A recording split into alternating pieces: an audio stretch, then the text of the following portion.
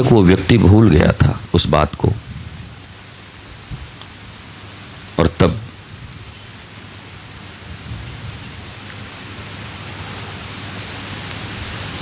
बुद्ध ने कहा कि एक बार जाओ, और गांव बहुत छोटा है,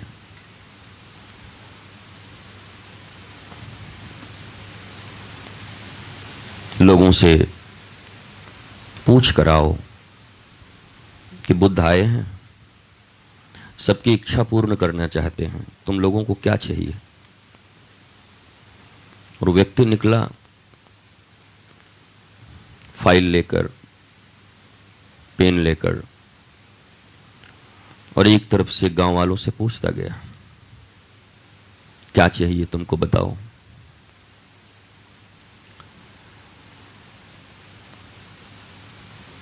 और संध्या होने तक वो सबकी फाइलें बनाकर, लिस्ट बनाकर बुद्ध के सामने प्रस्तुत किया।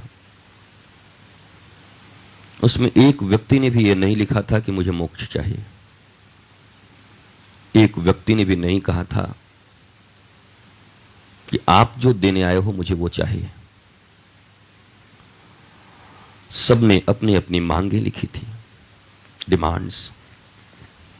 मेरा बच्चा नहीं है, मेरे मम्मी पापा में लड़ाई होती है,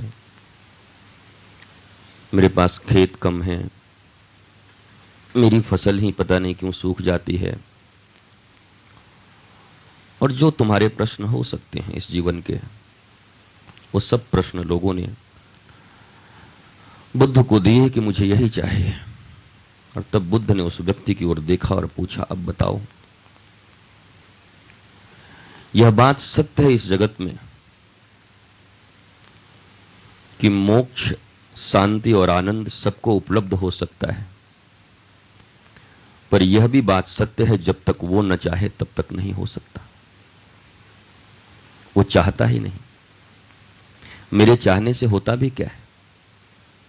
राम, कृष्ण, बुद्ध, महावीर, जीसस, इनके चाहने से हुआ भी क्या और होता भी क्या है? रावण मार के चले गए, कंस मार के चले गए, अयोध्या के लोगों को तो न बदल पाए। रावण मार के आने के बाद अयोध्या के लोगों की यह गति है कि लोग सीता के ऊपर आवाज उठा रहे हैं। भगवान राम का तो इतना ही जीवन है, इतना ही तक प्राप्ति होती है राम की कथा। उसके बाद 10,000 वर्ष तक रहे कि 50,000 वर्ष तक रहे, कहां कोई कथा आती है। तो अपने पूरे जीवन काल में भगवान राम अयोध्या के एक व्यक्ति को न बदल सके, क्योंकि चाहत नहीं है। साक्षात परमात्मा भी तुम्हारे सामने बैठा हो, तुम्हारी चाहत न हो तो क्या कर सकता है?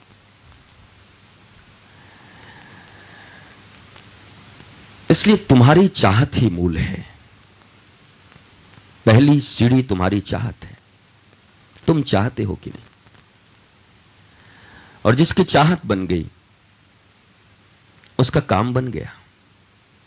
क्योंकि मैं ये जानता हूं कि इस संसार की विराट से विराट वस्तु प्राप्त भी हो जाए तो तुम क्षुद्र ही बने रहोगे, परंतु एक परमात्मा वो उपलब्ध हो जाए तो लगता तो है बहुत छोटी सी चीज मिली है। एक चीज, धन गवाया, मन गवाया, प्रतिष्ठा गवाई, मिला क्या? एक। पर उस एक का मिलना सब मिलने के ऊपर भारी है। इसलिए क्षुद्र के लिए प्रयत्न करना इस जगत में और उसे पा लेना, वो उतना शांतिकारक और आनंददायक नहीं है जो एक परमात्मा के लिए प्रयत्न करने पर न भी मिले तब भी उसका आनंद, उसकी मस्ती अलग है। मीरा को कब मिले? After 50 years. 3 साल से लगी हुई थी, छोटी सी बच्ची थी 3 साल की, तब से प्रयत्नशील थी। 3 साल से लेकर 50 साल के बाद 47 साल गुजर गए, पर उसके ढूंढने में जो उसको मस्ती है, उसको पुकारने और उसके लिए रोने में जो मीरा को मस्ती है, वो हमारे घर में बच्चा पैदा हो तो उतना हंसने में भी मस्ती नहीं है, क्योंकि वो कुछ देर के बाद मिट जाता है। जिसके लिए हम थालियां बजा रहे होते हैं, हंस रहे होते हैं, वही थोड़ा बड़ा हो के हमारे दुख का कारण भी बन सकता है, बन जाता है। इसलिए क्षुद्र के लिए प्रयत्न करना अर्थात अपने इस जीवन को गंवाना है, और गंवाना भी ऐसा है कि मूल्य तो चुका रहे हैं जीवन का, पर प्राप्ति कुछ न हो सकी। मैंने सुना है कि इस जिंदगी में सबसे ज्यादा मूल्यवान कोई वस्तु है तो तुम्हारे प्राण, तुम्हारा शरीर। इस शरीर से बहुत धन कमाते हो, यश कमाते हो, पर जब कोई पिस्टल लगा देता है कि या तो धन दे दो या जान ले लूंगा, तो उस समय तुम धन को गंवा देते हो। हम रहेंगे तो फिर धन पैदा कर लेंगे, हम रहेंगे तो फिर प्रतिष्ठा पैदा कर लेंगे, हम रहेंगे तो फिर ये घर बना लेंगे, पर हम ही न रहे तो ये घर किस काम का, ये प्रतिष्ठा किस काम की, ये धन किस काम का। अर्थात जीवन भर प्रयत्न करके कमाए हुए धन से भी ज्यादा महत्वपूर्ण तुम्हारा प्राण है, तुम्हारा शरीर है, तुम्हारा जीवन है। पर उस जीवन को गंवा के और इतनी क्षुद्र चीजों को पा रहे हैं, इतना बड़ा कीमत चुका के और इतनी छोटी वस्तु ले आ रहे हैं। हम लोगों ने ये माइक लिया तो जब इंटरनेट में सर्च किया तो इसका ओरिजिनल वैल्यू कुछ और आया।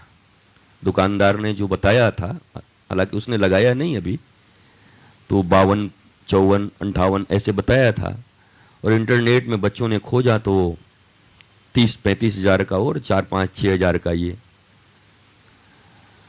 तो वो हम राजी न हुए कि नहीं, 40 हजार की वस्तु हम 58 हजार में क्यों लेंगे, बिल्कुल नहीं लेंगे।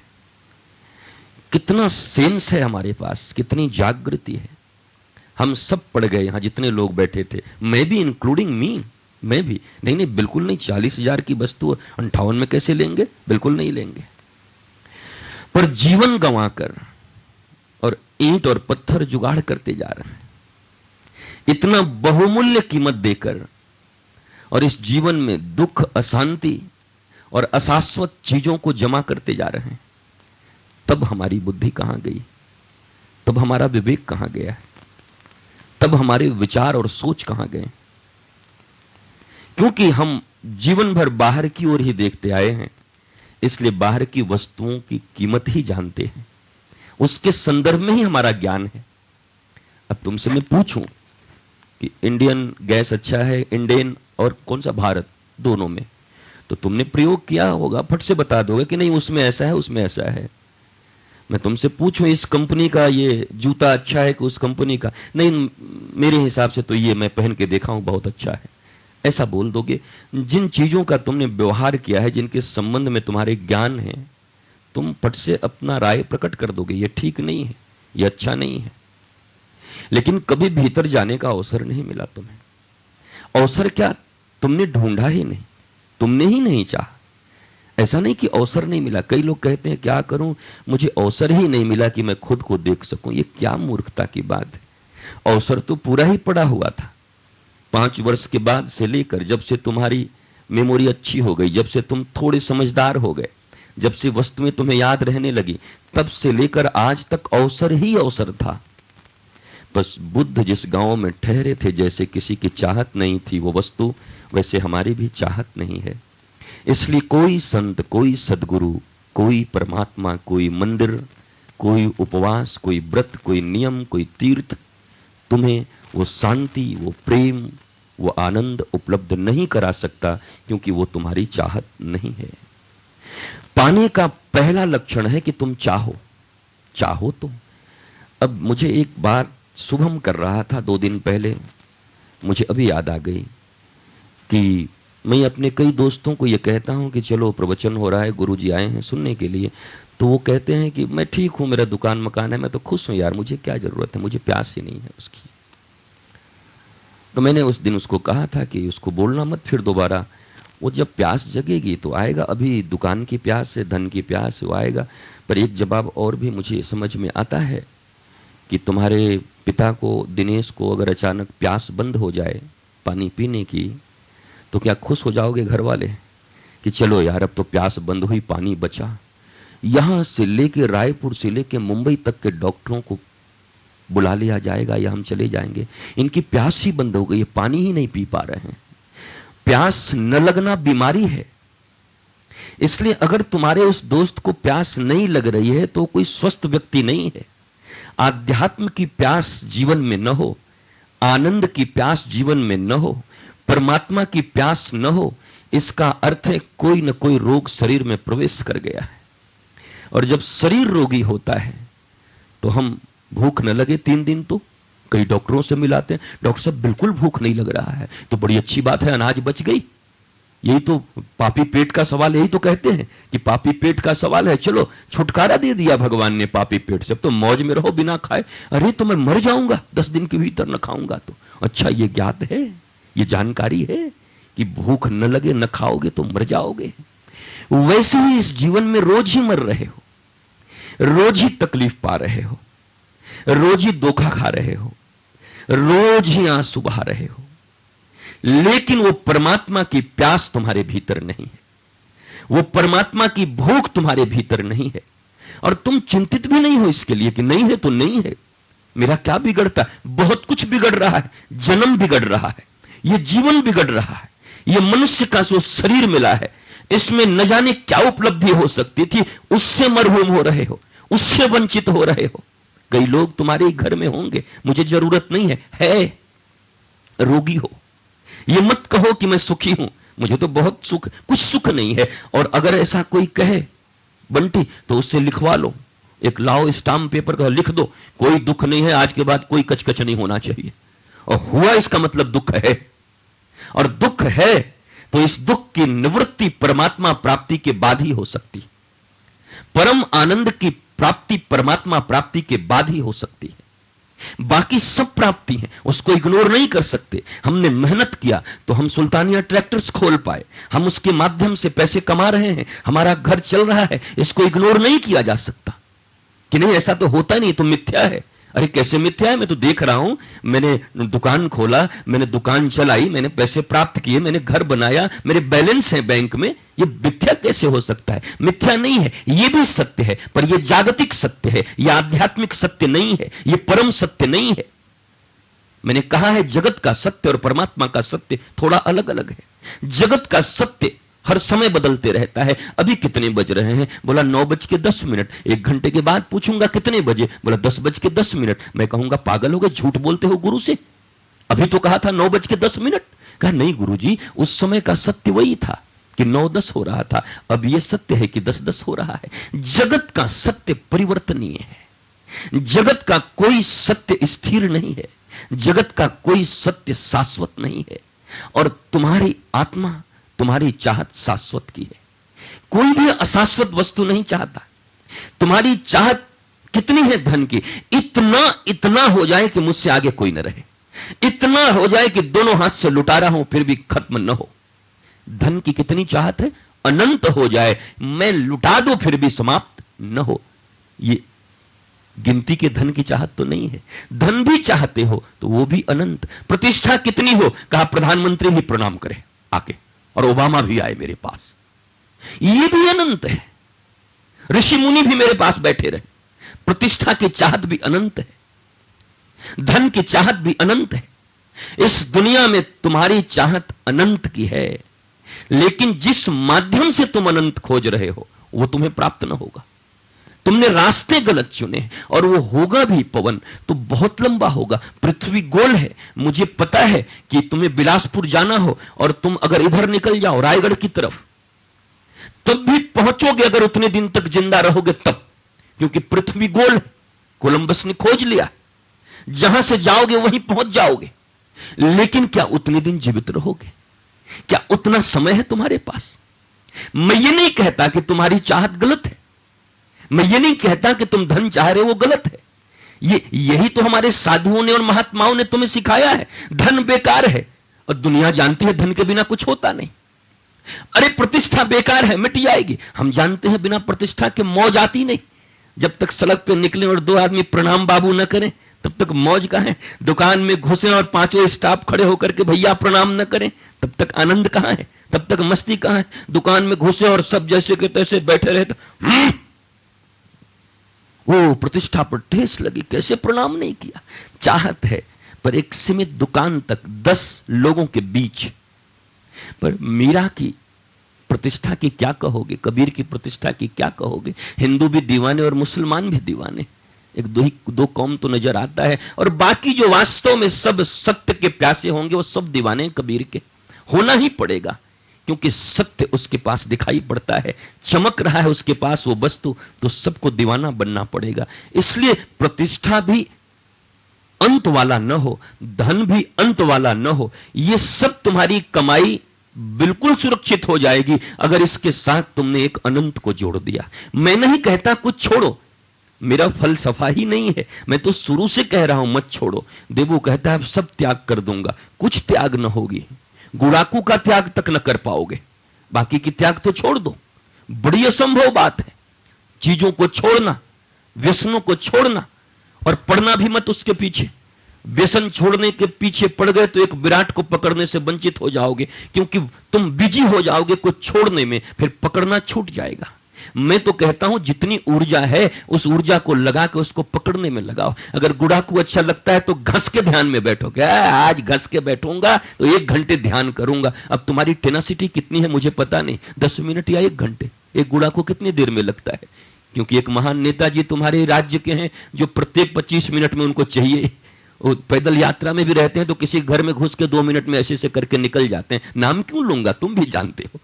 इसलिए मैं तुमसे पूछता हूं, जितनी टेनासिटी हो तुम्हारे पास, 20 मिनट ही रह सकते हो तो वो लेके फिर 20 मिनट बैठ जाओ कि नहीं अब तो भैया ये तो अंत है, अब थोड़ा अनंत की खोज कर ले। उसी से एनर्जी मिलती है तो क्या बुराई है, क्या तकलीफ है। कबीर को पत्नी के साथ रह के ही ध्यान करने में आनंद आता है, तो जबरदस्ती पत्नी त्याग करो तभी ध्यान होगा। अरे मूर्ख हो क्या, क्यों त्याग करूं पत्नी का। कबीर तो दिखा रहा है कि मेरे पास मेरी पत्नी है, मेरे बच्चे हैं, उसके बाद भी मेरा ध्यान शाश्वत है, निरंतर चल रहा है। पत्नी भी कैसी है कि दिन के 12 बजे सूर्य निकला हुआ है और कहते हैं जरा लालटेन जला के ले आ, तो और बाहर ही बैठा हुआ था कबीर। अब पत्नी भी जला के ले आई और ले आकर के फिर उसको ऐसे देखा, जा रख दे, और जाके रखी आई, कोई प्रश्न नहीं। मैं तुम्हारी, लालटेन तुम्हारा, तुम हमारे, तो क्या बात है, लालटेन मांग लिए मैंने दे दिया। अब यही तो तकलीफ है। दिन के 12 बजे दिनेश अगर लालटेन मांग ले तो उसके ट्यूबलाइट जला देगी पूरे भरे दिन में, कि लालटेन तो छोड़ो, जल ही जाएगा उसका ट्यूबलाइट। क्योंकि हम प्रश्न करेंगे, हम पूछेंगे। हम जहां बिना प्रश्न का भी काम चल सकता है वहां भी प्रश्न पैदा करते हैं। जीवन में एक ही प्रश्न की जरूरत है, और वो प्रश्न है शाश्वत सुख, शाश्वत आनंद और परमात्मा की प्राप्ति कैसे हो। ये प्यास जग जाए तो बाकी सब प्यास स्वतः मिट जाए। लेकिन हम सब प्यासों को मिटाते चल रहे हैं, छोटे छोटी प्यास को, और वो छोटी छोटी चीजें, छोटी छोटी चीजें, छोटी छोटी चीजें वो अनंत है, प्यास अनंत है, और हम अंत वाले प्यास से अपने अनंत के प्यास को मिटाना चाहते हैं। इसलिए संभव नहीं होता। तो मैं तुम्हें यह कहता हूं कि मैं तो आया हूं तुम्हारे पास, तुम्हारे साथ बैठा हूं, लेकिन क्या तुम राजी हो? क्या तुम्हारे भीतर वो खोज है? मैं जो देना चाहता हूं क्या वही लेना चाहते हो? नहीं, तुम वो नहीं लेना चाहते। तुम जो चाहते हो वो मुझसे लेना चाहते हो। तुम्हें थोड़ा सा प्रतिष्ठा चाहिए, थोड़ा सा तुम्हारे मन की बात चाहिए, थोड़ा सा तुम्हारे भीतर में जो वासनाएं हैं उन वासनाओं की पूर्ति चाहिए। तो वो तो करने में मैं असमर्थ हूं, नहीं कर सकता, क्योंकि मैं जिस पथ का पथिक हूं वो मुझे सिखाया नहीं गया कि उन चीजों को पूर्ण करो। मुझे सिखाया गया कि इन छोटे छोटे प्यासों को चलने दो जगत में, पर इसके साथ एक बड़ी प्यास भी जागृत कर लो इसी जीवन के रहते रहते। तकलीफ तब आती है जब कहते हैं दुकान छोड़ दो, मकान छोड़ दो, घर छोड़ दो, बार छोड़ दो, बैरागी बन जाओ। जब ये कहोगे तो डंडा लेके ही स्त्रियां आएंगी मारने के लिए कि बाबा कहां आ गया, फिर तो घूमना मुश्किल हो जाएगा बड़ी। लेकिन अगर ये बात है कि तुम सब करते रहो, किसी चीज को रोकने नहीं आए हम, बस तुम्हारे भीतर एक रोग हो गई है कि तुम्हारा भूख और प्यास बंद हो गया है, उसे जगा लो। और ये ऐसी प्यास है कि जीवन के दे देने के बाद भी मिल जाए। मैंने सुना है कि रेगिस्तान में एक व्यक्ति बड़ा प्यासा था, बहुत प्यासा था। और अंतिम ही सांसें चल रही थी, अब मरेगा कि तब मरेगा। और तब एक व्यक्ति आया, एक गिलास पानी लेके, और कहा पानी तो दूंगा पर पीने के बाद मार डालूंगा तुम्हें, मंजूर है? बताओ। उस व्यक्ति ने सोचा कि प्यासे तो मर ही रहा हूं, अब मर ही गया हूं, बचा कहां? 1 मिनट और सांस चलेगी तो जरा पानी पी के, अतृप्त होके क्यों मरूं, जरा तृप्त होके ही मरूं, और शायद पानी पी लूं, और पीने के बाद फिर देखा जाएगा। और पता ये भी चला कि जब व्यक्ति ने पानी पी, हाँ मार देना, व्यक्ति ने पानी पी लिया तो उस व्यक्ति ने गले लगा लिया, कहा मैं यही देखना चाहता था। तो बड़ी इतनी छोटी बात थी। बोला अगर ये कहते तो नहीं नहीं नहीं, मैं मार डालोगे तो पी के क्या करूंगा, फिर नहीं पीना, मेरे को मार डालो। अब वस्तुतः हम सब यही कर रहे हैं। आप जरा ध्यान से सोचना, आपके सामने संत आते हैं, बुद्ध आते हैं, गुरु आते हैं, वो कहते हैं कि देखो थोड़ा रिस्क है इस क्षेत्र में, थोड़ा हनुमान की कूद है, तैरना सीखने आए हो तो थोड़ा पानी में डुबकी लगाना पड़ेगा। नहीं नहीं नहीं, पानी में हम डुबकी नहीं लगा सकते, हम बाहर जा रहे हैं मुल्ला नसरुद्दीन की तरह घर में बढ़िया गलीचा बिछा के और गलीचा पे सीख के आ जाएंगे। वो बोला गलीचा पे खूब सीखो, हाथ पांव चलाएंगे और फिर सीख ही जाएंगे। बाहर में कितने भी हाथ पांव चला लो, पानी में हाथ पांव चलाना अलग बात है, तैरना अलग बात है। इसलिए वो बुद्ध पुरुष जब आते हैं तो तुम्हें थोड़ा रिस्क महसूस होता है। और मैं तो कहता हूं बिना दांव लगाए और बिना रिस्क लिए आज तक मिला भी क्या है। एक छोटे से बिजनेस की बात कर लो पवन भाई, तो पता नहीं कितनी बार रिस्क लिए हो, पता है कि डूब भी सकता है, पर नहीं, थोड़ा सा तेजी से बढ़ने के लिए तो करना ही पड़ सकता है। अब उम्र हो गई है तो शायद नहीं ले सकते रिस्क, 40 साल 45 साल के बाद रिस्क लेने की क्षमता कम हो जाती है। ये मनोविज्ञान है व्यक्ति का। इसलिए जब 30 35 40 साल तक बच्चे कुछ कर रहे होते हैं तो थोड़ा सही डायरेक्शन सिर्फ दे दो और उनको करने दो, क्योंकि वो क्षमता 40 के बाद उनके भीतर नहीं रहेगी। वो चाहेंगे भी कुछ करना तो वो रिस्क लेके नहीं कर पाएंगे। इसलिए रिस्क तो है और रोज ही ले रहे हैं जीवन में रिस्क। एक अपने बेटे को पाल पोस के बड़ा करके और कोरमा से एक अननोन लड़की को ले आई, एक मामूली रिस्क है। घर को नरक भी बना सकती है, स्वर्ग भी बना सकती है। प्रतापगढ़ से एक अननोन लड़की आ गई, ये मामूली रिस्क है। और वो भी जिस घर में पली है, जब जिसको आज तक माता पिता कही है, उसको छोड़ के एक अनजाने घर में आ गई, मामूली रिस्क। इतने बड़े बड़े रिस्क ले रहे हो जिसका कोई हिसाब नहीं। थोड़ी गड़बड़ी हो गई तो तलाक रखा है, थोड़ी गड़बड़ी हो गई तो मिट्टी तेल डाल के आग रखी हुई है, थोड़ी गड़बड़ी हो गई तो जेल जाना निश्चित लिखा है कि दहेज प्रताड़ना कर रहा था। ये सारे रिस्क हैं विवाह करने में।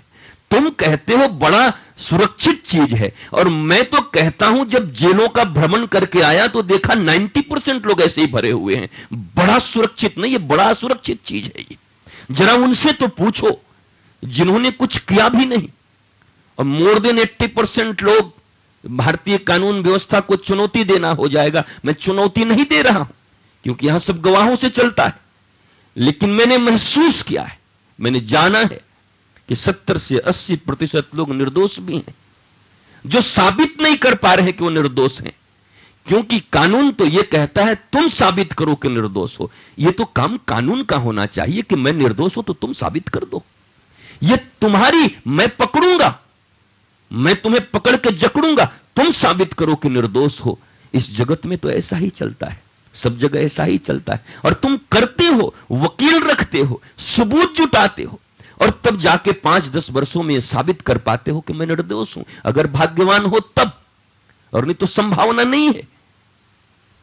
इसलिए मैं कहता हूं, तुम कहते हो रिस्क नहीं लूंगा, मैं तो कहता हूं जो सबसे मजेदार चीज है विवाह, फुलझड़ियां छुटती हैं, बैंड बाजे बजते हैं, घोड़े पे बैठते हैं, वो उसमें भी बड़ा अच्छी बात है। बोला घोड़े पे ही क्यों बैठते हैं? बोला अब क्या करे भाई, तो गधा गधे पे कैसे बैठेगा? एक बार घोड़ी पे तो बैठ सकता है, गधा गधे पे बैठे तो ठीक नहीं लगता। इसलिए एक गधा तो है ही साथ में। वो बंटी ने भेजा था मुझे ये कभी कुछ वो किसी लीडर के बारे में कि इसमें एक गधे हैं कि 2 गधे हैं कि एक ही गधा है, तो ऐसा करके भेजा था। एक आदमी गधे पे बैठा हुआ था। नाम क्यों लूं, नाम लेने पे तो मुश्किल है, नाम लेने पे तो मुकदमा हो जाएगा, नाम लूंगा ही नहीं। वो पता नहीं कितने लोग गधे पे बैठे थे। मैं कह दूंगा कि हमारे शिवरी नारायण का रामलाल बैठा हुआ था, मैंने उसके लिए कहा, अब रामलाल को तो कोई और रामलाल तो मान लो कहीं तकलीफ भी हो जाए, पवन के बारे में कह दूंगा, पवन थोड़ी मुकदमा करेगा। पवन गधा पे बैठा हुआ था, मैंने ऐसा कहा, और पवन कहेगा हाँ मेरे लिए कहे, तो आपको क्या चिंता है, तो बच ही जाऊंगा। इतना रिस्क लेते हो, इतना कूद लगाते हो, इतना छलांग लगाते हो। लेकिन जब परमात्मा की प्राप्ति की बात आती है, जिसको प्राप्त कर लेने के बाद जीवन के सारे दुख मिट जाते हैं। जीवन में दुख आए भी तो उनको सहन करने की शक्ति ऐसी होती है कि मानो वो दुख भी प्यारा हो, वो दुख भी इतना हसीन हो जाता है, तुम्हारे सुख जितने हसीन नहीं, परमात्मा प्राप्ति के बाद आए हुए दुख भी उतने हसीन हो जाते हैं। कबीर के ऊपर आए हुए दुख, मीरा के ऊपर आए हुए दुख, प्रहलाद के ऊपर आए हुए दुख, इन सबों के ऊपर आए हुए दुख बड़े हसीन हैं। पर हमारे पास आए हुए सुख भी बड़े गमगीन हैं। आए थे सुख के लिए लेकर, पर सारा गम उसी से हो गया है। आए थे खरीद कर कि सुख देगा, पर सारे गम का कारण वही बन गया। अच्छी गाड़ी खरीदी थी 50 लाख में, पर उसी से एक्सीडेंट करके बेटा निकल गया। वो गाड़ी ही मौत का कारण बन गई, वो गाड़ी ही हमारे जीवन में दुख का कारण बन गई। तुम जीवन में ऐसी बहुत सी वस्तुएं लाते हो जो लाते तो सुख के लिए हो, पर वो दुख देती, और दुख होता भी है उनमें, क्योंकि हर वस्तु के पीछे दुख ही छिपा हुआ है। सांसारिक वस्तुओं के पीछे दुख ही छिपा है। कब? जब तक परमात्मा से तुम नहीं जुड़े हो तब। ये शर्त जरा समझ लेना, क्योंकि यही तो अंतर है। बाकी लोग कहते हैं संसार मिथ्या, जगत मिथ्या है। अरे कैसे मिथ्या है? यही जन्म लिया हूं, यही रिश्तेदारियां मिली हैं, यही खा रहा हूं, यही कमा रहा हूं, और एकाएक कोई साधु आके कहता सब मिथ्या, माया है, माया है, जगत माया है। तो वो भी कहते हैं कि आइए 11 रुपया लीजिए और निकलिए आप यहां से, आप माया त्याग के घूमिए। और वो भी 11 लेके ऐसे रख के सब माया है। बोला ये क्या गया है भीतर में अभी 11 रुपया, माया लेके ही चले जा रहे हो? तो बोला नहीं, मैं तो थोड़ा टुकड़े टुकड़े में माया जमा कर रहा हूं, और पता चला कि किसी व्यापारी से ज्यादा बड़ा माया उनके पास हो गया। व्यापारी तो बेचारा पता चला करोड़पति हुआ, पर बाबा जी अरबपति हो गए। तो माया किसके पास ज्यादा आ गई? माया तो वही आ गया। इसीलिए तो तुम भड़कते भी हो साधुओं पर, इसीलिए तो तुम बुद्ध पुरुषों के ऊपर भड़क भी जाते हो कि आपके पास इतनी संपत्ति की क्या जरूरत है। और जब आप कह रहे हो कि माया है, माया है, माया है, कहीं न कहीं बोलने में भूल हो रहा है। ये माया तब तक है जब तक रामकृष्ण ने कहा है कि हाथों में तेल नहीं लगी है। कटहल काटना तब तक रिस्क की बात है जब तक हाथों में तेल न लगे हो। स्नेह कहते हैं, मारवाड़ी में क्या कहते हैं? तेल को तेल ही कहते हैं। हमारे यहां स्नेह कहते हैं, हमारे ब्रज में तेल नहीं कहते, स्नेह। बड़ा मुलायम, बड़ा कोमल स्नेह कहते हैं। तो बोलते हैं हाथों में जब तक स्नेह न लगा लो तब तक कटहल काटोगे तो थोड़ा चिपचिपापन, चिपकना, थोड़ी इरिटेशन होगी, पर तेल लग गया तो काम बन गया। लोग कहते हैं जगत छोड़ो तब परमात्मा मिलेगा। मैं कहता हूं कि परमात्मा प्राप्त करके जगत में मौज करते रहो, मस्ती करते रहो। वही पत्नी, वही बच्चे, वही लोग, वही धन, वही संपत्ति, वही एसी कमरा, वही सुंदर गाड़ियां, मौज करो ना, आनंद करो ना। छोड़ने को कौन कह रहा है? छोड़ने से ही परमात्मा मिलते हैं। तो भैया अम्बरीश को कैसे मिल गए? ये दशरथ के घर में पैदा कैसे हो गए? ये तो महान महान महान भोगी लोग हैं। दशरथ के पास इतनी बड़ी सत्ता, इतनी बड़ी संपत्ति, जनक के पास इतनी बड़ी सत्ता, इतनी बड़ी संपत्ति। एक के घर में जगत पिता पैदा होता है और एक के घर में जगत माता पैदा होती है। तो वो कैसे प्राप्त हो गए? वो भी तो धनवान थे। इसलिए ये सूत्र ही बेकार है कि सब छोड़ो तो परमात्मा मिलेगा। ये सूत्र ज्यादा अच्छा है। परमात्मा को भी पालो तो ये पाए हुए चीजों का आनंद दुगना हो जाएगा, अनंत गुना हो जाएगा। जो अभी तक आनंद न मिल पा रहा है, पत्नी का, बच्चों का, घर का, परिवार का, इससे अनंत गुना आनंद है। क्या उनका जीवन खराब हो गया क्या? कबीर और कबीर की पत्नी का। और चलो अब यहां कुछ लोग बैठे होंगे कि ये तो अनुकूल वाले की बात कह दिए, पर हमारा तो है नहीं अनुकूल। तो प्रतिकूल वाले में जानते ही हो, तुकाराम का मार के गन्ना ही तोड़ डाली उनके पीठ पर। तुकाराम कोई काम नहीं करते, और बहुत प्रेशर देकर के जाओ कुछ कमाओ, कुछ मेहनत किया, और कहीं पूजा पाठ क्या कराया मुझे पता नहीं, बहुत सारे गन्ना मिले। पहले तो ये मिलता था, रुपए कहाँ मिलते, धान मिलते थे, गेहूं मिलते थे, यही धन था, गोधन, अन्न धन, यही धन था, धन थे कहाँ। तो उसको लेके और एक बोझ लेके चले आ रहे थे, और रास्ते में सब बच्चे छोटे छोटे छोटे, अंकल अंकल अंकल मुझे भी एक दो ना। अब तुकाराम संत है तो बच्चे सामने हैं, तो बीबी के डर से तो ऐसा नहीं कि नहीं देगा, इतना भी डर नहीं रखता, वो परमात्मा से ज्यादा प्रेम करता है, इसलिए देता गया देता गया देता गया। और जब घर के करीब भी आने वाला था तब तक, अब आग लगाने वालों की कमी है क्या, देबू कम है क्या इस दुनिया में? बहुत देबू है इस संसार में। इससे पहले कि तुकाराम घर पहुंचे, जाके पहुंच गया, भाभी ऐसा मूर्ख मैं नहीं देखे हूं, इतना मुश्किल से इतना कमाया था, सब मूर्ख बना रहे हैं, सब बड़े बड़े अपने बच्चों को भेज दिए और सबको बांट दिया। वो तो आग बबूला हो गई, इतने दिन में पहली बार भेजी और इतना कमा के लाए, सब बांट दिया। अब इतना कह के तो नारद मुनि चले। अब नारद मुनि पुरानी बात है, अब देबू मुनि की बात करते हैं।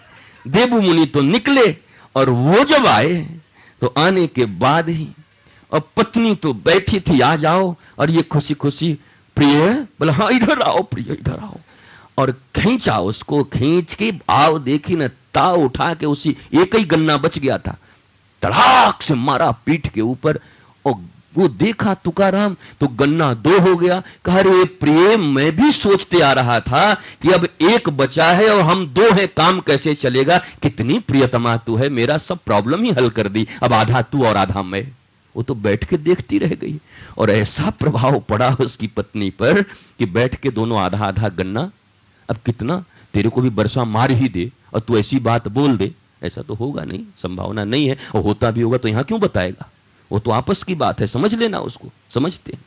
तो वो आधे आधे गन्ने को दे दिया, और फिर पत्नी भी अनुकूल होने लगी धीरे धीरे।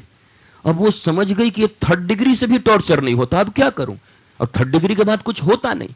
कभी कभी ऐसा भी करो, जितना रेजिस्ट करोगे, जितना विरोध करोगे, उतना करने वाली की ऊर्जा बढ़ती है। कभी कभी ये मूर्ख थोड़े ही हैं गौतम बुद्ध की कोई थप्पड़ मारा, और गौतम बुद्ध ऐसे व्यक्ति हैं जो 40 साल तक बुद्धत्व प्राप्त करके आए हैं, 40 साल तक जिसने ऊर्जा ग्रहण की है, कहीं वो थप्पड़ मारते तो क्या होता? कमजोर समझते हो क्या गौतम बुद्ध को? कमजोर है, बड़ी शक्ति है, और सबसे बड़ा तो मनोबल और आत्मबल होता है। आत्मबल का मारा हुआ थप्पड़ तो कोई उठेगा नहीं, ऐसा झापड़ पड़ेगा। पर गौतम बुद्ध मार सकते थे झापड़, पर सहन कर लिया। वो देखते थे कि ये 3rd डिग्री तक टॉर्चर करेगा, मैं इससे उलझ जाऊं तो मुझे और जो काम करने हैं वो कैसे कर पाऊंगा। हमारे बहुत सारे समय तो इसी में लग जाते हैं। हम क्या कर, हमको तो मन करता है गुरुजी की सत्संग में आऊं, पर पत्नी के कारण क्यों उलझ रहे हो। वो जो कहती है, जितना टॉर्चर कहती है, कमरे में जाके सही आओ, फिर बाहर आके सत्संग में बैठ लो। वो भी समझ जाएगी कि ये पीट दूं, कूट दूं, इसको चाहे मिक्सी में घिस दूं, ये मानने वाला नहीं है, तो मान के बैठ जाएगी कि जा भाई अब क्या करूं, कोई उपाय नहीं है। पर तुम जाऊंगा और जाऊंगा कह के इतना झमाझोट हुआ कि ऐसे बैठ गए, वो पता चला वही कुआं में कूद गई कि क्या कर गई, अब कहां से जाओगे, अब सत्संग में तो ना आओगे, जेल में जरूर जाओगे, वहां जाना जरूर निश्चित है। इसलिए कई जगह विरोध करना उचित नहीं है, विरोध नहीं करते इस पथ में, और न सिखाते किसी को जबरदस्ती, कुछ न सिखाओ। बस इतना जरूर कहता हूं कि तुमने जिस रास्ता को अच्छा समझा है उसे त्यागना मत, उसे छोड़ना मत। वो छोड़ देना तुम्हारी हार हो जाएगी, अध्यात्म के पथ से लौट आना तुम्हारी हार हो जाएगी। और ये हार जीवन की इतनी बड़ी हार है जिसे और किसी भी चीज से कंपनसेट नहीं किया जा सकता, फिर इसकी पूर्ति नहीं कर सकते। इसलिए तुमने अगर समझा है ये रास्ता अच्छा है, तो कबीर की तरह अगर पत्नी मिली है तो संग संग चलो, और तुकाराम की तरह भी मिली है तो वाह वाह करते हुए अपने रास्ते में लगे रहो। जैसे यहां देखो, यहां कबीर भी हैं और यहां तुकाराम भी हैं। अब मैं उस दृष्टि से कहूं तो देखो, यहां बैठे हैं संजय और संजय, तो कबीर ही लगती, बैठती ही है आके, इसको कोई विरोध नहीं, वो कह देगा तो बैठ जाएगी। और तुकाराम देखो सामने बैठे हुए हैं, सेकंड नारद मुनि। तो कितने विशेषण दूं तुम्हें, क्या सब विशेषता तुम्हारे ही भीतर है? तुकाराम भी यही है, और कोई यहां कुछ है ही नहीं, ये तुकाराम भी बन गया। अब इसको कोई फर्क नहीं, पर सत्संग में लगा है, छोड़ना मत, लगे रहना। जो मस्ती आ रही है, जो मौज आ रहा है, और ये भी तो हो सकता है कि ये पानी तुझे तब पिलाऊंगा जब पिलाने के बाद तुझे मार डालूंगा, और जैसे ही वो राजी हो गया, पानी भी पी लिया, बच भी गया और उसने मारा भी नहीं, ये भी तो हो सकता है। डर के रह गए तो यहां से भी चूक गए, मरना तो पड़ेगा ही। एक संभावना बचती है कि अगर इस रास्ते में चले हो तो रिस्क तो है, रिस्क लेना। रिस्क हर एक वस्तु में है, व्यापार में है, जीने में है, खाने में है, पीने में है। पता नहीं जो अभी पानी पी रहे हैं हम कैंट का या किसका किसका, वो भी तो लिखा है कि वो मौत ही है, धीरे धीरे स्लो पॉइजन है। जो हम पानी पी रहे हैं फिल्टर का, क्या एक्वागार्ड का, वो मौत है हमारी धीरे धीरे, क्योंकि वो सारे मिनरल्स को निकाल दे रही, कुछ नहीं बचता। और हमारे जो रोग प्रतिरोधक क्षमता है उसको इतना कम कर दे रही है कि हम थोड़ी सी देर में खांसी सर्दी। क्यों है ये सब? ये सुविधाओं के कारण भी है। वो बड़ी खतरनाक चीज है, और WHO ने, WHO ने इसको मान लिया है, जिसको तुम वर्ल्ड के सबसे बड़े हेल्थ ऑर्गेनाइजेशन को मानते हो। पर क्या करें, कोई उपाय नहीं है। जानता संजय भी है पर रोज पीता है, जानता मैं भी हूं पर रोज पीता हूं। कोई उपाय दिखाई नहीं पड़ता कि कोयला और नमक कहां से लाऊं और कैसे मिलाऊं और बालू कैसे करूं, कोई उपाय नहीं है। पर ये जान लो, ये सत्य है कि ये मौत है, ये जल। लेकिन वो न पिए तो गंदे जल में कहीं जॉन्डिस के कीटाणु ना आ जाए, बाहर से गंदा जल पी के फिर जॉन्डिस ना हो जाए। तो इधर कुआं इधर खाई, करे क्या? मतलब कोई तो उपाय सोचो, सोचना ही पड़ेगा, आज नहीं कल तो। गले थोड़े ही लगाएंगे, इधर कुआं इधर खाई तो कुआं में गिरते हैं। जरूरी नहीं है इधर कुआं इधर खाई है तो बीच में जहां खड़े हो वो तो एक जगह है ना, पहले से तीसरी जगह भी तो है, तो वहीं अपना स्थान बनाओ ना, जाने की जरूरत भी क्या है, थोड़ा स्थिर हो जाओ। जैसे गौतम बुद्ध ने उंगलीमाल को कहा था कि मैं तो ठहर गया, तू कब ठहरेगा, और फिर ठहर गया उंगलीमाल। वैसे तुम तो ठहरे ही हुए हो, कुआं और खाई भी क्यों देख रहे हो? मत जाओ न कुआं में न खाई में, जहां ठहरे वो खराब है क्या? बड़ी अच्छी जगह है, आशियाना बना लो वहीं पर, रुक जाओ उंगलीमाल की तरह, और उसके बाद फिर वो बुद्धत्व भी तुम्हें प्राप्त हो जाएगी। मैं सिर्फ इतना तुमसे कहने आया हूं कि तुम्हारे भीतर बहुत चीजों की प्यास है, तुम्हारे भीतर बहुत चीजों की भूख है। उसके साथ साथ अगर सत्संग की भूख नहीं जग रही है, डिवाइन सेलिब्रेशन की भूख नहीं जग रही है, अभी भी 8:30 का टाइम फिक्स होने के बाद भी 8:45 में आने का मन कर रहा है, तो जरूर सोचो कि कुछ मामला गड़बड़ है। वरना 8:30 के टाइम फिक्स होने के बाद तो 8:25 में न बैठे तो कैसे सत्संगी है, कैसे डिवाइन सेलिब्रेशन में हम भाग लेने वाले हैं? आखिर यही 10 मिनट बचा के क्या करने वाले हो? इन 24 घंटों में यही 10 मिनट सबसे श्रेष्ठ है। ये 8:25 से 8:35 ये इतना श्रेष्ठ है तुम्हारे लिए। और तुम भी या कोई भी ठीक 8:30 पर आने से ये पता चलता है। तुम्हारी मानसिकता होनी चाहिए, जब तक 5-10 मिनट पहले आए नहीं, जब तक मन न बनाए। मैं तो ये कहता हूं कि जिनको सुनने का शौक है, जिनको जानने की प्यास है, वो 5 से 10 मिनट पहले आए और सब आराम से यहां बैठें और दिव्य ध्यान में बैठें कुछ देर तक। 5 से 10 मिनट अपने आप को शून्य बनाएं। क्योंकि पात्र किसे कहते हैं? पात्र का अर्थ होता है जो खाली होता है। पात्रता अलग है, पात्र अलग है। पात्र माने ही खाली। तो वो पात्र जब तक हम नहीं बनते, पात्र हम हैं भी, हमें कुछ नहीं करना, बस आके कुछ देर खाली होने का प्रयत्न करें। ये प्रणाम करने का क्या मतलब होता है पता है? इस घड़े में जो भरा है ना उसको उलट देते हैं आके। वो संसार में गए उधर इधर पता नहीं क्या सुने, बिजनेस उजनेस सब सुन के आए, यहां आते के साथ ऐसे करके प्रणाम किया, बोला जितने घड़े में थे सब उछल दिया, अब खाली हूं, हे गुरुदेव जो कहना हो कहिए, मैं पात्र में स्वीकार कर रहा हूं, ले रहा हूं। प्रणाम का ये विज्ञान है, प्रणाम करने का ये विज्ञान है। मस्तक नीचे रख के, वो घोंटू वाला प्रणाम नहीं, प्रणाम पंडित जी वो प्रणाम नहीं, बड़ी शुद्धता के साथ, बड़ी, मैं देखता हूं पवन को बड़ी सुंदरता से प्रणाम करता है, दोनों हाथ आगे ऐसे रख के, उसके बाद मस्तक रख के, और भीतर जो भी कहता हो, पर प्रणाम की विधि बड़ी सुंदर है। और फिर दंडवत की विधि, एकदम दंड की भांति गिर गए। गिरता कौन है? जिसका आप कोई सहारा नहीं, वो गिर गया। जब तक कोई सहारा है तब तक गुरु तुम्हारे कैसे हो सकते हैं, परमात्मा तुम्हारे कैसे हो सकते हैं? जब बेसहारा होकर दंडवत गिर जाते हो, दंडवत, दंड की तरह, कटे हुए केले के पेड़ की तरह कटा और दम से गिरा। अब कोई अकड़ नहीं है उसमें, और अब गिरेगा भी कहां, अब तो गिर ही चुका। और गिरना भी वहां जहां से उठा सके, वो गले लगा सके, कंठ लगा सके। दादू कहते हैं कि कोई गिरा तो मैंने कंठ लगाया। अब ये बातें अलग हैं, ये चक्रों की बातें हैं। वो कभी जब चक्रों की बात आएगी, एक दिन तुमने पूछा था ये 7 चक्र क्या हैं, तो उस पर जब कभी चर्चा आएगी तो करेंगे। अभी तो इतने घन चक्कर हैं कि इन चक्करों को जान के क्या करेंगे। पहले घन चक्कर मिटा लें, फिर चक्कर को समझते हैं। अभी तो भारी भारी घन चक्र है।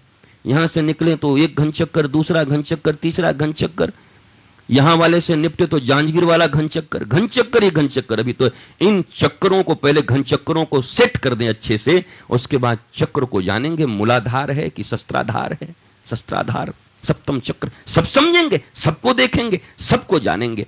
लेकिन पहले मैं यही कहता हूं, आप सब आइए, यहां बैठिए। आधे घंटे 45 मिनट के सत्संग होते हैं, उसकी तैयारी कैसी होनी चाहिए। आपको याद नहीं, आप स्कूल जाते थे बचपन में और प्रार्थना में न जाते तो हमें तो निकाल दिया जाता था। हम तो आश्रम की स्कूल में पढ़े, और जब वहां गए और प्रार्थना में न पहुंच पाए तो गेट आउट, बाहर, आज नहीं आ सकते स्कूल में। स्कूल से ही वंचित कर दिया। क्या वो मूर्ख थे? वो तो कहना तो ये चाहिए था कि चलो प्रार्थना से चूक गए, लेकिन बाकी बची पढ़ाई तो बेचारा पढ़ लेगा, उससे क्यों मुक्त कर दिया? नहीं, ऐसी पढ़ाई पढ़ के भी क्या करेगा जिसके लिए इतना उपेक्षापूर्ण भाव है। इतनी उपेक्षित भाव जिस विद्यार्थी के मन में हो, वो पढ़ के भी क्या करेगा? एवरेज विद्यार्थी होगा, साधारण विद्यार्थी होगा। और साधारण विद्यार्थी बन के क्या करोगे? यहां असाधारण ही बनना पड़ेगा, असाधारणता लानी पड़ेगी तुम्हारे भीतर में, चाहे जिस क्षेत्र में तुम हो। साधारण से कोई काम नहीं चलता, सब क्षेत्र में असाधारण बनना पड़ेगा तुम्हें, और इस क्षेत्र में तो बिल्कुल बनना पड़ेगा। इसलिए 10 मिनट पहले आइए और आकर बैठिए और बढ़िया सुंदर अगरबत्तियों को जलाइए, खुद अच्छा सुगंध दीजिए। एक वहां पति पत्नी साथ बैठना चाहते हैं तो जरा साथ के ध्यान का आनंद लेके देखिए। और सामूहिक ध्यान का भी आनंद अलग है। देखो, एक कीर्तन होता है, एक संकीर्तन होता है, एक सामूहिक ध्यान होता है। जब सब बैठकर उसी सुपर शक्ति को याद कर रहे होते हैं, उसी में लीन हो रहे होते हैं, तो एक पूरा का पूरा वायुमंडल, एक पूरा का पूरा रेज, पूरी की पूरी वो दीवार ऐसी बन जाती है कि उसमें कोई प्रवेश कर जाए तो आनंद आ जाए, उसको मस्ती आ जाए, उसको भी ध्यान लग जाए। तो इस क्षेत्र को आप ऐसा बनाइए। आप बैठिए, आकर 8:25 में बैठ जाइए और 8:20-25 में, आखिर 2-4-5 मिनट का ही फासला होता है। हमें बस यही लगता है वही 2 बैलों के बीच में कुत्ता, कि नहीं बड़ी मुश्किल है ये 5 मिनट, हम तो एकदम इतना बिजी हैं कि एकदम 8:31 पर ही पहुंचेंगे। ये बैलों के बीच कुत्ते की हालत है। क्या जाता है 10 मिनट में, 5 मिनट में? आ जाइए, बैठिए, और तब जब आपके गुरु कुछ कहें, संत कहें, तो आपको वो बात उस दिन हृदयगम हो जाएगी, हृदय में आ जाएगा। अभी मुखस्थ हो सकती है, कंठस्थ हो सकती है, मस्तक में जा सकती है, दिमाग में जा सकती है, पर हृदय में आ जाएगी। और परिवर्तन तो तभी संभव है पवन, जब बातें मस्तक तक न हो। पुस्तक से मस्तक में आई तो वो पंडित हो गया, और वो घूम रहा है चारों तरफ अपने मस्तक के ज्ञान को लेकर। खुद भी ब्रह्म ज्ञान में है, दूसरों को भी ब्रह्म ज्ञान दे रहा है। ब्रह्म ज्ञान नहीं, ब्रह्म ज्ञान। 2 प्रकार के ज्ञान है, एक ब्रह्म ज्ञान, एक ब्रह्म ज्ञान। वो ब्रह्म ज्ञान में पला हुआ आदमी ब्रह्म ज्ञान ही बांट रहा है, क्योंकि खुद पुस्तक और मस्तक से उसका रिलेशन है, हृदय से तो हुआ नहीं, मन से तो हुआ नहीं। जब बातें हृदय में उतर जाएं, जब बातें मन में आ जाएं, तब समझना कि अब पूर्ण काम मेरा हुआ, और तब बातें समझ में भी आएंगी। और मेरे प्रवचन याद नहीं रहते तो तकलीफ में मत पड़ना। कई लोग कहते हैं गुरुजी क्या बोलते हैं, बस याद नहीं रहता। न रहे तो ज्यादा अच्छा, याद क्या करना है? जो कहा उस समय, जो उपलब्धि हो रही है, जो आनंद आ रहा है, जो सुन रहे हैं। अगर जैसे मैं कह रहा हूं कि 10 मिनट पहले आके बैठो और मैं बोलता हूं, उसके बाद अगर तुम सुनोगे तो सब बातें भले ही याद ना हो, पर उस दिन की जो सबसे महत्वपूर्ण बात तुम्हारे लिए होगी वो भीतर बैठ जाएगी। एक छोटा सा पॉइंट, एक छोटी सी बात, एक छोटी सी किल तुम्हारे काम आ जाएगी। पूरा याद करने को कौन कहता है? और पूरा कहीं याद कर लिए तो बड़ा मुश्किल हो जाएगा मेरे लिए भी। तुम ही बैठ जाओगे कल से यहां पर, कि तो यहां पर नहीं, अभी यहाँ 8:30 से यहां होता है, हमारे यहाँ ये तो कहेगा कि 8:15 से ही मेरे यहाँ है, चले आइए आप लोग। अब पता चला वही सब बोल रहा है। लोग कहें कि नहीं ये ठीक है, और मेरे से ज्यादा खिला पिला पाएगा। अगर बुलाना हो तो व्यापारी आदमी है, पता नहीं बूंदी दे दे क्या दे दे, तो लोग तो फिर उधर ही जाएंगे। बात भी वही और बूंदी साथ एक्स्ट्रा। यहां तो बिना बूंदी का सुनना है, बड़ी मुश्किल है। इसलिए न याद रहे ज्यादा अच्छा है। वो एक किल को याद हो जाए, एक कोई बात याद हो जाए, वो जो सर्वश्रेष्ठ है, वो जो सार तत्व है, वो जो सत्य है, जैसे तुलसी का सत्य ला करके दिया है मुझे आकांक्षा के पति ने कि इसको 6 बूंद पीना है, तो अब इतना तुलसी तोड़ो, उसको करो, सत्य है, चलो 1 बूंद में काम चला गया। वो भी किसी चीज का सत्य पी रहा था, क्या था? गिलोय का सत्य, गिलोय का सत्य बोला, सत्य है वो। ऐसे ही सत्य तुम्हारे भीतर चली जाएगी। पूरे प्रवचन के दौरान, पूरी वार्ता के दौरान एक सत्य भीतर चला जाएगा और उसी में जीना है, उसी में मस्ती में रहना है। 2 बातें सिर्फ मैंने आज कही हैं। पहला, रिस्क लेने को तैयार रहो, क्योंकि प्राप्ति क्षुद्र नहीं महान की है। इसलिए क्षुद्र में जब इतना हमने रिस्क लिया है तो बड़े को प्राप्त करने के लिए तो बड़ा रिस्क लिया जा सकता है। और दूसरा, चाहत बनाओ। भीतर से अगर प्यास नहीं है, भूख नहीं है, तो आओ गुरु के पास और अकेले में बैठ के कहो, गुरुजी मुझे प्यास क्यों नहीं लग रही परमात्मा की? गुरुजी मुझे सत्संग में प्यास क्यों नहीं लग रही कि मैं सत्संग में बैठ के सुनूं? तो इस प्रश्न का भी जवाब दिया जाएगा, पर यह पर्सनल दिया जाएगा, क्योंकि पर्सनली तुम्हारे प्रॉब्लम्स होंगे। मैं बता दूंगा क्या करना। क्यों नहीं प्यास जग रही है? क्यों नहीं प्यास नहीं लगती? तो उसके एक कारण थोड़े ही होते। भूख न लगे तो जरूरी थोड़ी कि लीवर ही खराब है। बहुत सारे कारण हो सकते हैं भूख न लगने के। बहुत सारे शरीर में ऐसे चीजें हैं, बहुत सारे ऐसे तुम्हारे सिस्टम हैं जिसके बिगड़ जाने से तुम्हें भूख नहीं लग सकती। तुम खाने के लिए उत्सुक नहीं रहोगे। वैसे ही सबके अलग अलग कारण हैं। मुझे क्यों नहीं प्यास लग रही परमात्मा की? मुझे क्यों नहीं लग रही? मुझे क्यों नहीं लग रही? और प्यास लगाना है। मैं यही कह रहा हूं, अपने दोस्त को यही कहना कि भूख नहीं लगता, प्यास नहीं लगता तुम्हारे बच्चे को। पुंचू, जो उसका बच्चा होगा, पुंचू खुंचू कुछ तो नाम होगा ही, बोला 2 साल का जो पुंचू है, खाना बंद कर दे तो कहां जाते हो? अरे यार चाइल्ड स्पेशलिस्ट खोजत हूं, बढ़िया कहीं मिल जाते हैं ना। अरे भाई नहीं खा रहा है, बढ़िया दूध बचा, बढ़िया दूध बच गया, उतने दिन का किसी और को पिलाओ। अरे नहीं, तकलीफ बढ़ जाएगी। जैसे भोजन पानी के लिए 2 दिन न हो तो तकलीफ बढ़नी है, तुमको मालूम है। वैसे ही जान लो, परमात्मा की भूख और प्यास नहीं है तो लॉन्ग टर्म में परेशानी बढ़नी ही बढ़नी है। उसको रोक लो, पहले रोक लो उस रोग को। बहुत ज्यादा वो एक्यूट हेपेटाइटिस बी हो जाए, सी हो जाए, डी हो जाए, अभी तो ए है, रोका जा सकता है, केवल हेपेटाइटिस है, उसको रोक सकते हैं, पर वो वायरस न बढ़ जाए भीतर में। इसका प्रयत्न करो। मन न लगता हो फिर भी आओ, गुरु से पूछो, और 10 मिनट आप ध्यान करके कल से बैठो, देखो कितना अच्छा लगता है। तब तो अच्छा लगे। वो तो ऐसा लगता है कि मैं कोई मदारी आया हूं, आके बैठता हूं, उसके बाद तो ढन ढुन टन शुरू होता है इधर। तब एक एक करके लोग उधर से कोई थाली लेके आया, कोई ये लेके आया, और आधा शुरू हो गया तो कोई धीरे से आके बैठा। इसका मतलब कि ये बंदर का लीला चल रहा है। डुग डुग डुग डुग डुग डुग डुग डुग डुग डुग डुग डुग डुग डुग डुग डुग। पहले खूब बजा लो, तो पहले बजा ही लेता हूं। कल से 8:30 से 9 तक डमरू ही बजाता हूं, सब आ जाए उसके बाद ही शुरू किया जाए। ये बेहतर। देखो तुम 8:30 का टाइम दो तो तुम 8:45 में आओगे, और मैं 8 का दूं तो तुम 8:15 में आओगे। पक्की बात है, मैं जानता हूं। 8 का दूं तो 8:15 में आ जाओगे। अरे मैं 7 का दूं तो 7:15 में आ जाएंगे लोग। और अगर नहीं भाई अब तकलीफ हो रहा है तो क्या किया जाए, 9 कर दिया जाए, गुरु जी 9:15 में आओगे, क्योंकि तुम्हारी हैबिट। ये 9 और 7 का मामला नहीं है, मामला तुम्हारे सोच का है, मामला तुम्हारे डिफॉल्ट सेटिंग का है कि 8:30 में है ना तो ठीक है। जैसे तो पहले तो प्रार्थना होती है, वो आरती, उसके बाद 2-4 मिनट तो ऐसे बकबक करते हैं गुरुजी का, धीरे धीरे एकदम लगता है अटल बिहारी वाजपेयी हो गए हैं। तब बाद में उनका जारी होता है, राजधानी एक्सप्रेस बनते हैं तो सोचते हैं वो अटल बिहारी जब तक हैं तब तक वही रहें, जब राजधानी होंगे तो चलते हैं। ऐसा भी लोग सोचते हैं। पहले 5 मिनट में रखा क्या है, पता चला पहला शब्द ही भीतर चला जाए, उसी के लिए तो बोल रहा हूं। इसलिए ऐसा करिए, उस डिफॉल्ट सेटिंग को मिटाइए। जो 7 को 7:15 करवा दिया है, जो 8 को 8:15 करवा दिया है, जो 8:30 को 8:45 करवा दिया है, उस 8:30 को 8:15 कर लीजिए। अपनी तो मोबाइल अपनी है, सेटिंग्स अपने हैं, वो मीटिंग वाला और आउटडोर वाला, इंडोर वाला, और अपना और क्या होता है, और बहुत सारे खुद भी बना लेते हैं अपना, वो है तो अपना बना लीजिए और लगा लीजिए। डिफॉल्ट सेटिंग मिटाइए, 8:30 वाले 8:20 में। अब ऐसी सेटिंग चलेगी, यहां वैसी सेटिंग चलेगी तो मस्ती देखिए, फिर आनंद देखिए। आप खुद जब उठोगे तब मैं आधे घंटे ही बोलूंगा, ज्यादा बोलूंगा भी नहीं। आप राजी रहोगे। ये तो आप जो देर से आते हो उसके लिए मुझे इतना बकबक करना पड़ता है, घुसाने के लिए भीतर में। अरे थोड़ा तुम भी सहायता करो यार, 2 कदम तुम भी चलो, 2 कदम हम भी चलें। पवन तो कहते कि मोर तो बहुत कदम पड़े थे गुरुजी, आपके कमरे से तो ये 5 कदम होगा, तो मोरा तो बहुत दूर से आना पड़ता है। 2 कदम का अर्थ है मैं जिस मानसिकता से चल रहा हूं आप भी उसी मानसिकता से चलो। आज इतना ही, कल फिर देखते हैं।